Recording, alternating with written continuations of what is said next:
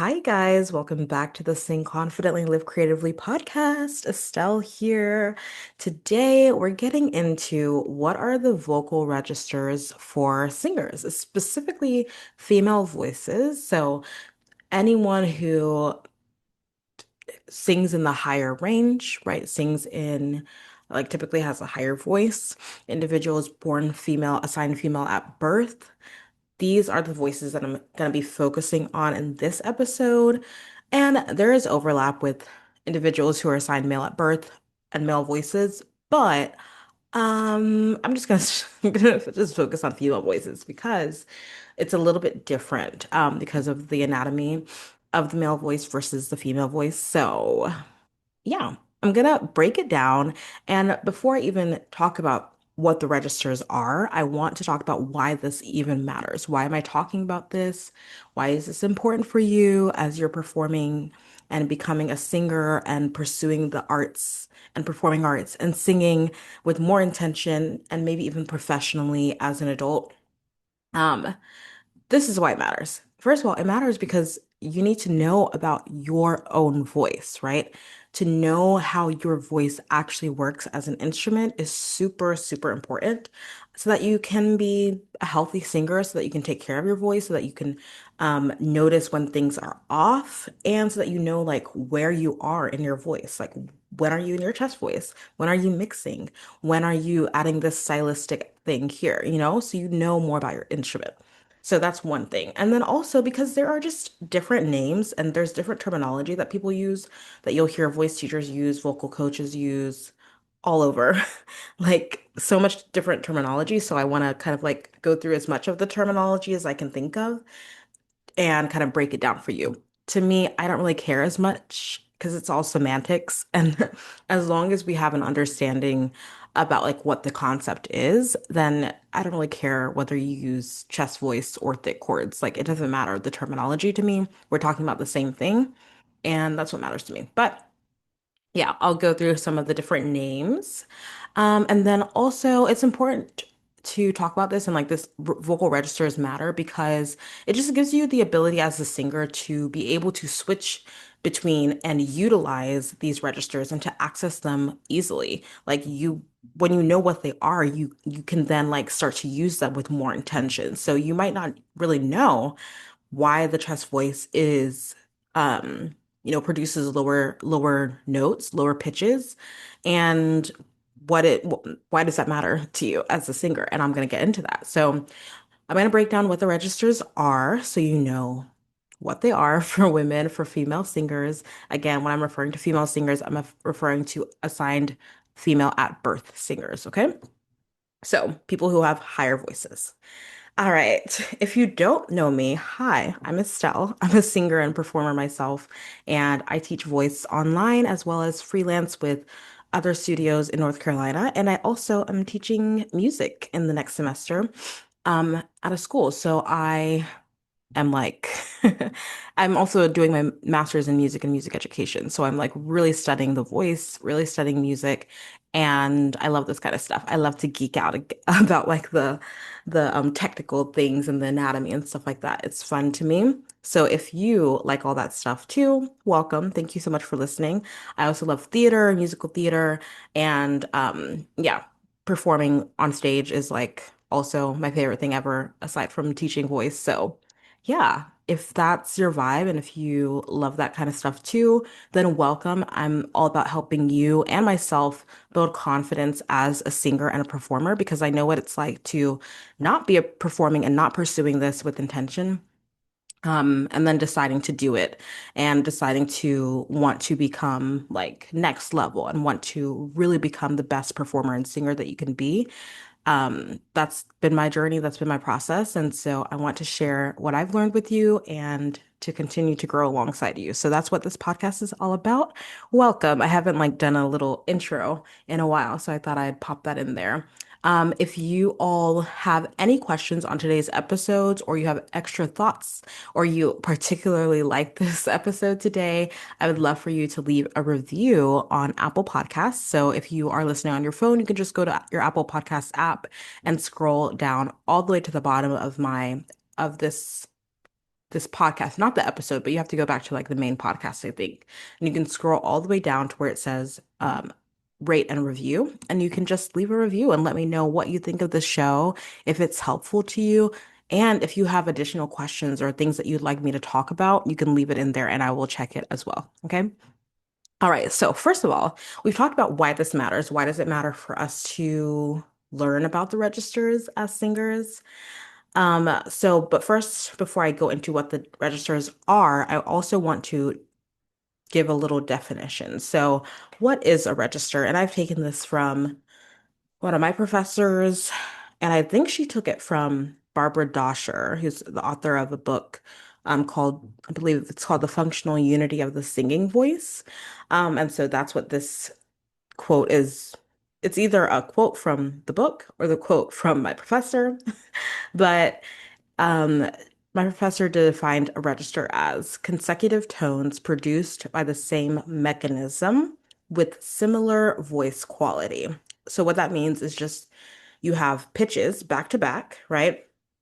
That are, occurring consecutively and they have the same quality to them and they're produced in the same way or in a similar way. So that is what a register is defined as being like the same mechanism as in the same, like the muscles are working in the same way to produce these lower notes. And then the muscles are working in a different way to produce these higher notes, right? So they have, and then the lower notes have a similar quality to each other. So if I'm singing, let's do la, let's do this on la. If I'm singing la, la, la, la, la, that's all in my chest voice, absolutely. But they're different notes, but they have the same quality to them, right? So that means that's happening in one particular register. Versus if I sing these notes, la, la, la, la, la. I don't know why I'm in a minor key, but whatever.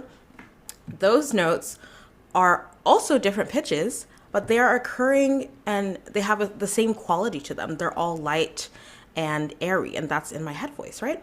So that is how we can tell that it's in one register. It's because they have the same quality, even though they're different sounds, different pitches, but they sound similar to each other in quality. Okay, the vibe is the same. Okay. So that's what a register is. And then they're also being produced by the same set of muscles. So like when I'm singing the la, la, la, la, la, my vocal folds are thicker and that is what's producing those lower pitches versus when I'm singing la, la, la, la, la, or whatever notes that I sang before. Those are where my vocal folds are thinner, and so that's producing that lighter sound, the lighter pitch, higher pitch. So yeah, that is a register. So now what are these main registers? Okay, it's not just chest voice and head voice actually. The first and the lowest register, and I will say that these also apply to male voices, but I'm mainly gonna speak in reference to female voices. So the first register is called by some mode 0. It's also called fry. It's also called growl. I believe it's also called pulse. So again, different terminology, right? This is the lowest register. This is when you hear this like that sound, you know? Okay, go ahead and try this. We're all gonna be trying things together in this episode also. You're gonna be singing with me. Okay, so let's try this. We're gonna do a nice low fry sound. Can you do this? That is that lowest part of your voice. It requires very little support. And it's very, very, it's just like there's like no support. You don't really need a lot of air down there. And so, yeah, that is that. That's mode 0. That's the lowest. After we get out of that register, then you go up from to chest voice. So that is the second register, mode 1. So mode 0 is the lowest. That's the fry, growl, pulse. That's the lowest register. And then you have the one up from that, which is mode 1. This is chest voice. also called thick chords because your vocal cords are very thick in order to produce that low pitch. Also called, what else is it called? Lower register. Sometimes I just refer to it as the lower register. Also called heavy voice, heavy mode, heavy registration, right? So you might hear heavy registration, you might hear mode 1, you might hear chest voice. These are just different terminologies to describe the same register, okay? And this is the register where we are singing that la, la, la, la, la. Can you sing that with me? La, la, la, la, la. Do you feel that in your chest voice? It's referred to as the chest voice because you can feel oftentimes you can feel sympathetic vibration in your chest area, even though your voice is still in your throat, right? It's still in your larynx rather, and it's still resonating in your throat and your mouth, but you can feel some sympathetic vibration in your chest. So that's why it's referred to as the chest voice, okay?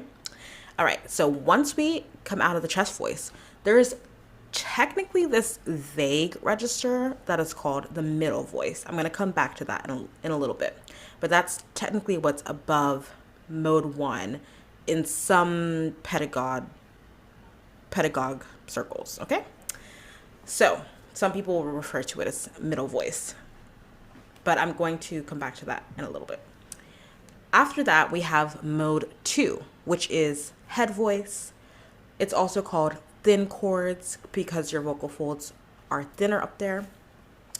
It's also referred to as light mechanism or light register, light registration, light mechanism. Sometimes I call it the upper register or lighter register. So again, different terminology. It's also sometimes referred to as falsetto. This is where it really differs based on who's teaching you, and it's kind of referred to as falsetto usually more for men, for male voices, but for female voices it's usually looked at as like a stylistic thing. I'll get back to that in a second, but that's another term that you might hear. All that is that it's the lighter register where your vocal folds are thinner. And so let's sing in that register together. I'm going to sing first and you can sing with me. We're going to go la, la, la, la, la. Can you sing that with me? La, la, la, la, la.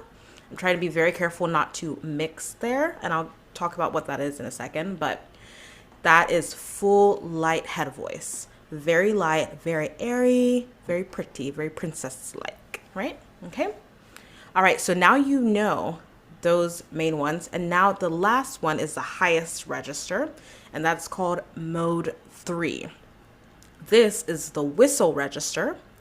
And that is what I'm not going to be singing right now because I haven't warmed up today. But it's the highest register. It is above head voice.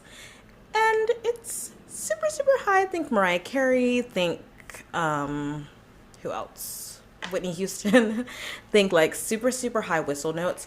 That is the highest register. Okay.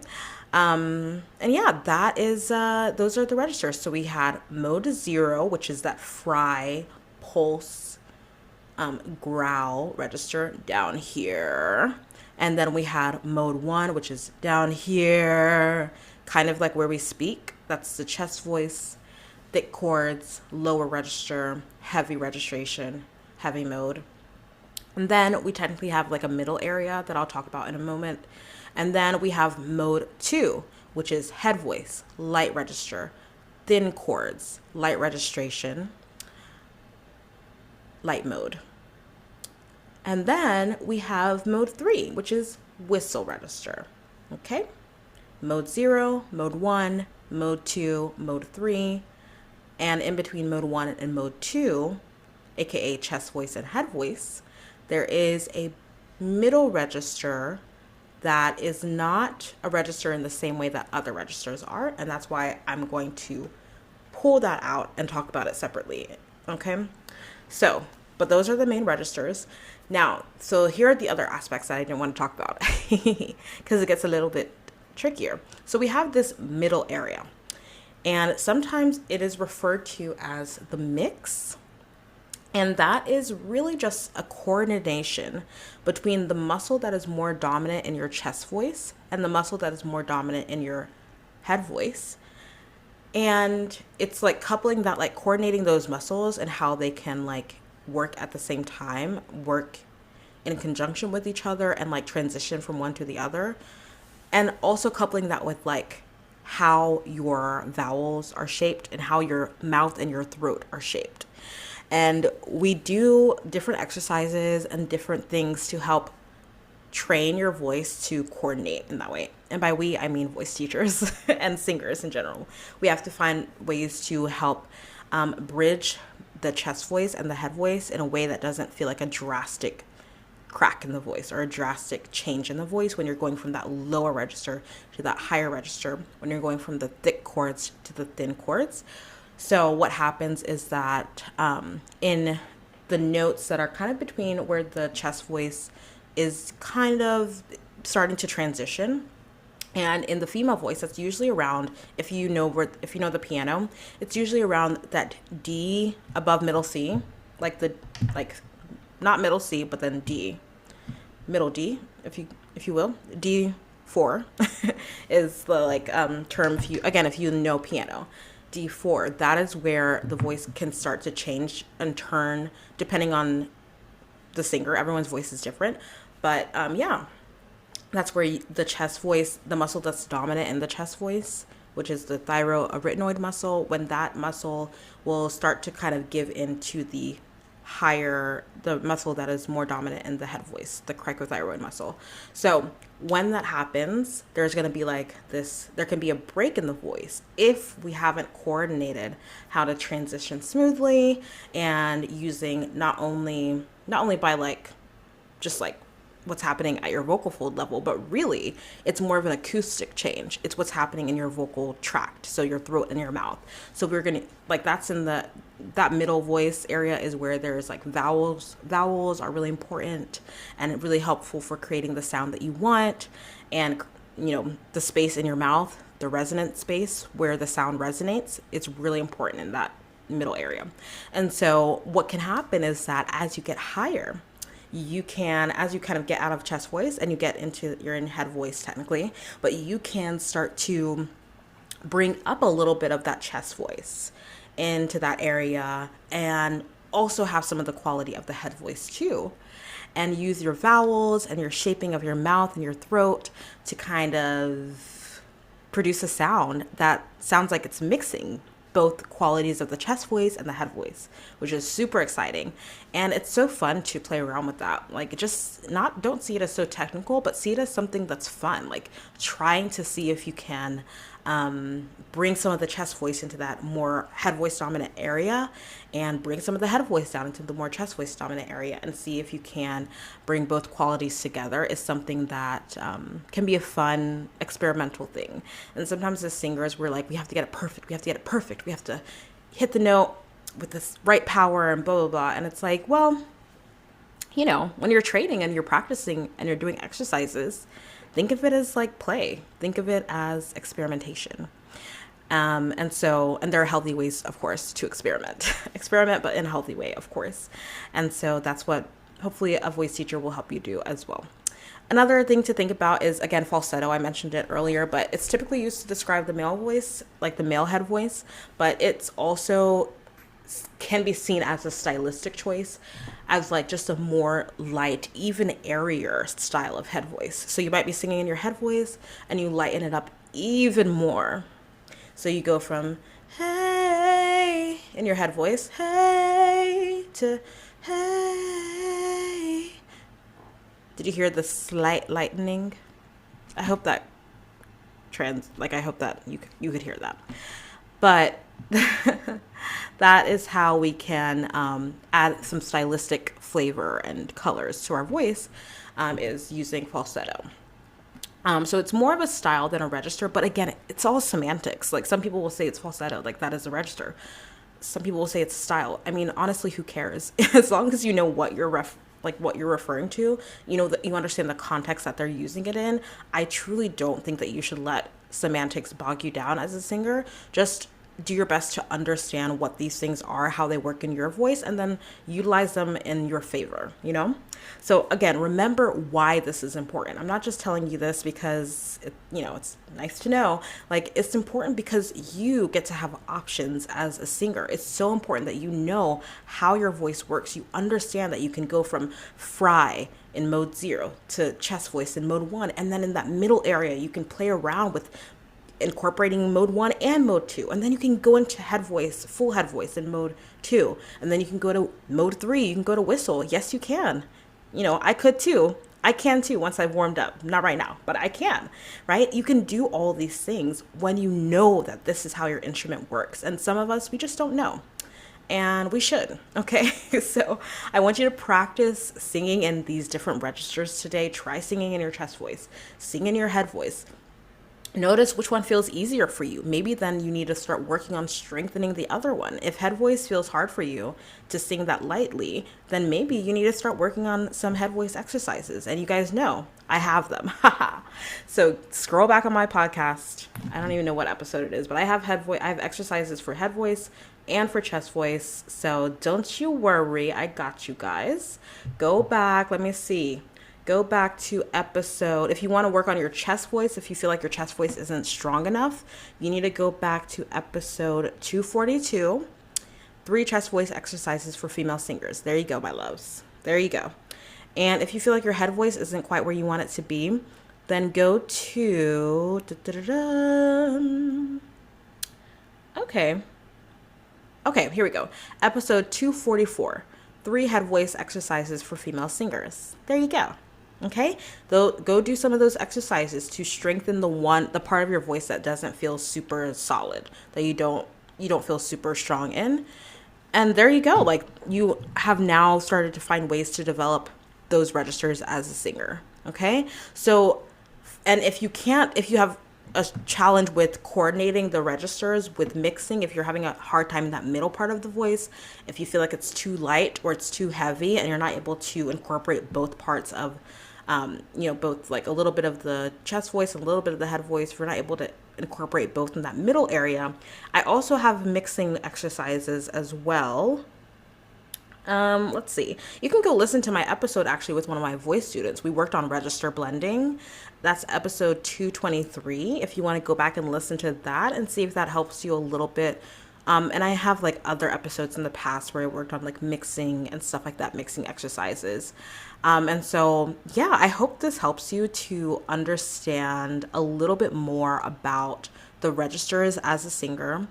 And I hope that this encourages you. Oh, you can go listen to, it was a bonus episode, but it was released on January 31st. Sing higher notes and start mixing with this vocal warm-up. So that's a little bit for mixing as well as higher notes.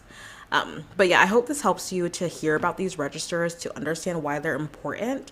And I hope that you start using them. Like, I hope you start engaging in the different parts of your voice with more intention, right? And I hope you realize that you have so many options. You can do this. Thank you so much for being here. Have an amazing day, and I will talk to you later. Thank you so much for listening to today's episode and to this show. I'm so in awe of you for being here and showing up for your creative gifts. That takes courage.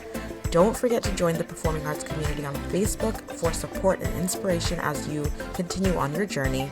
If this episode helped or inspired you in any way, please leave a review on Apple Podcasts and share it with someone. It means so much. Thank you again, and don't forget to keep singing, acting, dancing, performing, and living creatively. Talk to you next time.